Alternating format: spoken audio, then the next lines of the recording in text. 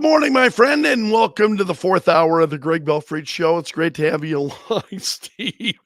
Steve says he's watching clips of last night's Kamala town hall on CNN.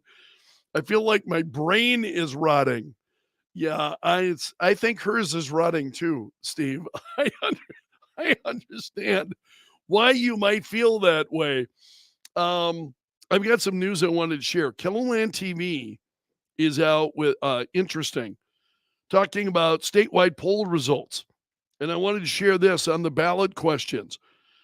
5 statewide ballot questions face an uphill battle, says Kellerland TV. And again, I want to remind you, just to make certain that you understand, Keller Radio, Kellerland TV, we are separately owned and operated. We have a partnership with Kellerland TV, and we appreciate them, work very well with them.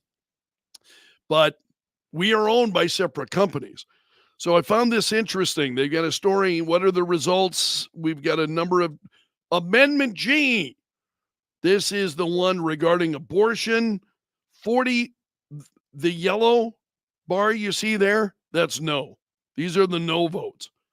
48% saying no on Amendment G. Referred Law 21, that's regarding the carbon capture pipeline. 40% saying no, and that would be enough then. 24% are undecided. That's a pretty big number of people who are undecided on that issue. Certainly would be enough to swing it one way or the other. Assuming, though, then that those undecided voters actually go and vote coming up on Election Day. So as it stands, clearly those who have made up their minds are voting. We got a majority voting no. Amendment H, that's the open primaries, you remember? 48% voting no for that, and about 12% of people that are undecided.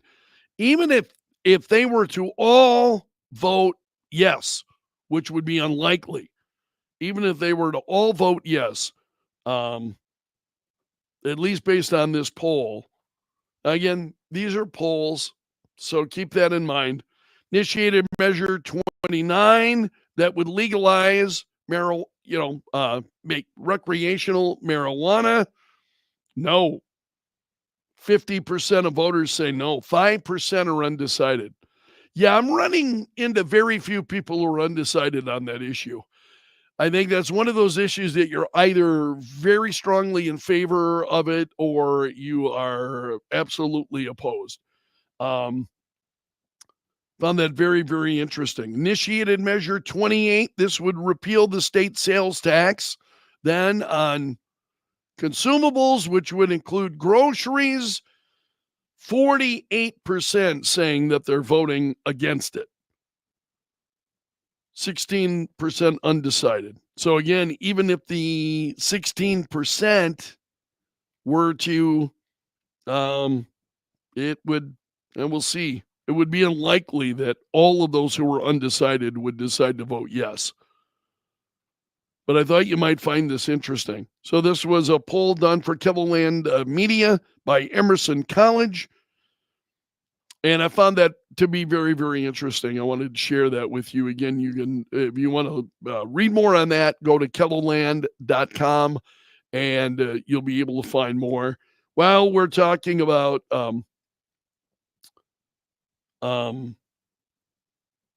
Steve says, Referred Law 21 is really a news item that Western South Dakota isn't familiar with. Where did you see that, Steve? That's that would be interesting to find out more.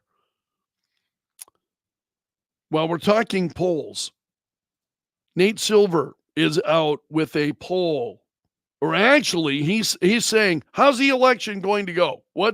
Because a lot of people are asking him, and I don't want to share that piece. I think let's kill that. I want to share his actual column. Here we go. Problem is I'm getting ready to do this. I'm opening sites that lead me to other sites. So I want to get to this. This is at the New York Times. Nate Silver. Here's what my gut says about the election, but don't trust anyone's gut, even mine. I would agree with him about that. But he says, people are pushing him. Come on, Nate, what's your gut say? So, okay, I'll tell you. My gut says Donald Trump. And my guess is that is true for many anxious Democrats. But I don't think you should put any value whatsoever on anyone's gut, including mine. I would agree with that too. There are things that my gut tells me, but I have been wrong before. Instead, you should resign yourself to the fact that a 50-50 forecast really does mean 50-50. You should be open to the possibility that these forecasts are wrong, and that could be the case equally in the direction of Mr. Trump or Miss Harris. And he says, he talks about intuition and how it's important for poker players. And, you've got a certain intuition regarding things and that it's important, but you really can't, he says poker players are basing intuition on a lot of experience, playing poker. So their intuition over the time that they play, maybe years and many thousands of games, versus an election that comes once every 4 years, presidential election. So your intuition regarding elections then is much different than it would be versus poker. And which I found kind of interesting.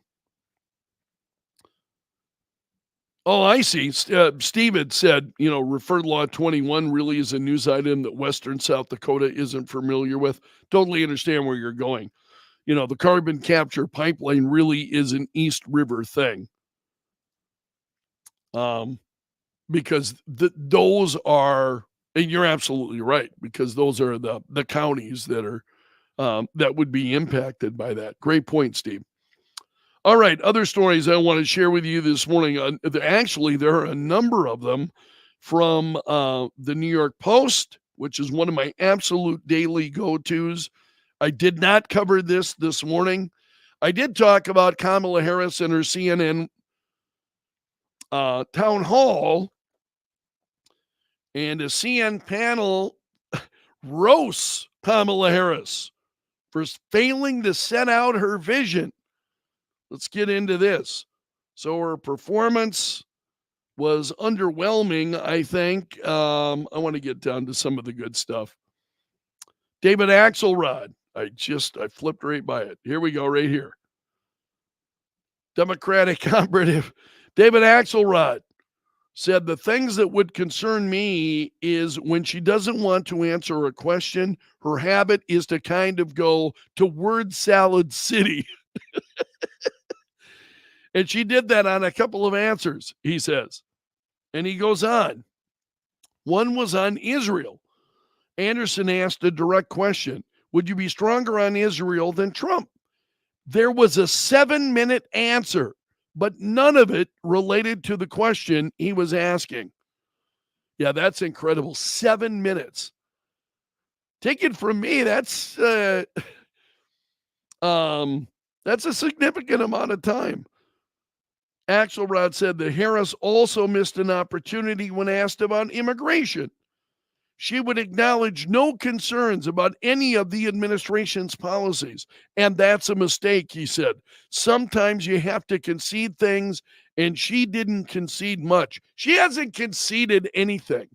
She hasn't conceded anything at all other than to say she's different from Joe Biden.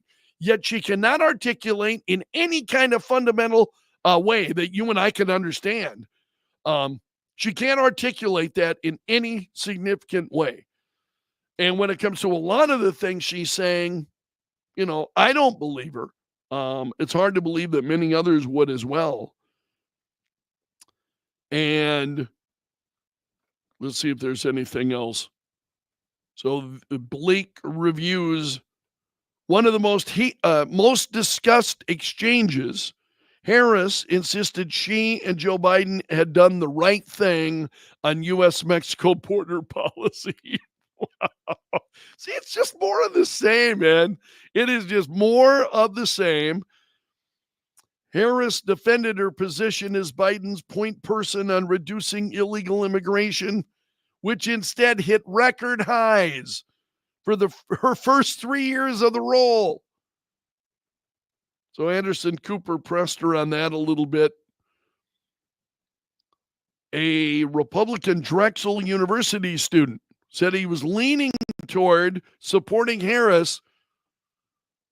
Then you're not, man, brother.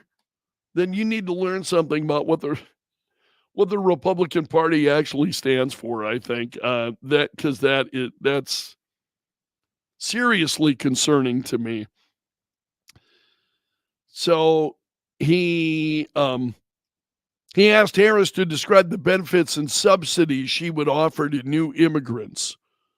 And then she sidestepped it. She sidesteps everything. I mean, seriously, a number of the things that she's asked, she sidesteps. So you can read more on that at the New York Post. David saying, yeah, the Kamala salad is what he's saying here. It's not not appetizing to me. I'm with you, David, all the way. And Steve, you're right. Talk for 7 minutes and not say anything is a talent. Yeah, absolutely right. Okay, let's see what else. Take a look at this. I don't think you're going to find this surprising at all. That the migrants are already lining up. Hundreds of thousands of migrants being held in southern Mexico until Election Day. And they're eager then to rush the border. Look at the, I don't know, is that? Yeah, that's from this October 20th. A migrant caravan walking toward the United States. And sometimes these go on for miles. Just absolutely incredible what we see. So this town near the border of Guatemala holds a migrant time bomb ready to go off just after the U.S. presidential election. The fuse was lit when the Biden-Harris administration sent senior lieutenants to Mexico to work out the details of what remains a highly mysterious grand diplomatic bargain. So they were worried about the optics of all of these folks coming into the country prior to the election. So they sent folks down there to keep them in Mexico until after the election. Wow. That is a huge story in my mind. How big is that story to you? I just think that is I would love to get your comments on that. That is absolutely just like mind-blowing. Wild. I can almost guarantee that you and I are going to wind up talking about that tomorrow. This caught my attention. I wish these interviewers and Trump alike, when she talks about this border bill, they ask, if you wanted to close the border, then why are you continuing to fly criminals via 4 a.m. airliners? That is a great, great question. Denise is asking how we can make that New York Post story go viral. Again, it's at the New York Post. That's where I found it this morning. And they are a daily must read for me. I think it's really important for us to share this stuff and to let people know about what's going on. I mean, that's why I'm telling you, is so that you're aware of it. So you can also, if you've got folks that you know, you can share that with them and say, are you aware of that? Have you seen this? You know, what Steve said to tweet it and hope that somebody with the following retweets it. Yeah, all you need is Elon Musk to pick that. All you need is for Elon Musk to retweet that and you're set. Man, that story is out there. And I wonder if some of this is going to be trending. Now, I'm checking, stories that are being reported right now. Stories at the moment, okay? Trending stories, sometimes stories, news stories will trend. They may not trend for days or sometimes a week or more after the event happened, because I will find myself talking about stories that I share with you, as we're going through the news each morning. And then I come back and I check trending stories. And again, some trending news moves. It's trending, so it's viral, and it can take some time for that stuff to build up. So, is there a trick to making stories trend? I don't know, getting them out there, folks, but it begins with you who are informed and you see this, sharing it and letting other people that again, I'm not about getting in folks' faces with whom you disagree. That's just not me. I'm not one for conflict, believe it or not. I'm just not. I'm not one for conflict. But if I've got like-minded friends, I absolutely will say, "Hey, did you see this?" Or like-minded, even family. And I unfortunately don't have enough like-minded family. I wish I did, but I don't. So I'm not putting stuff in their faces, but like-minded friends, oh, absolutely. I've got folks that I'll say, I got a couple of buddies that, did you see this? Make sure folks have seen this stuff and that they're aware of it. And again, I always just start by saying, let your like-minded friends know, like-minded friends and family. I'm not looking for you to go out and start picking fights with family or friends who have a different point of view or a different perspective. But it's really just, that's stories trend, but it can take some time. And I see that all of the time. It's one of the reasons why I love Free Spoke. And you'll see what I mean. If you go check freespoke.com and run down their list of stories, you'll see that. You're like, well, this is, this was news yesterday or the day before, but it takes time for these stories to pick up some steam. Okay, there was one other story that I also wanted to share with you this morning. This is also from the New York Post. The wife of a slain police officer warning Minnesota Governor Tim Walz to stay away from the funeral. They had a conversation. She was talking to Walz. And so this is the widow of a sheriff's deputy who was shot in the line of duty. Her name is Shannon Owen. And she said, she's saying this to Tim Walz.